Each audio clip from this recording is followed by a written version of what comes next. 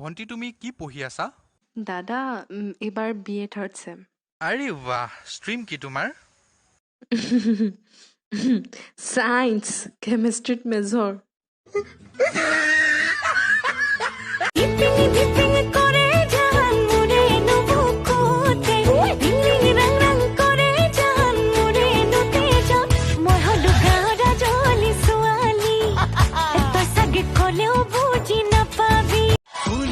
মোৰ বুকুতে হয় তুমি পদুম ফুল ভাবিলে ভাল লাগে জানা তুমি মৰম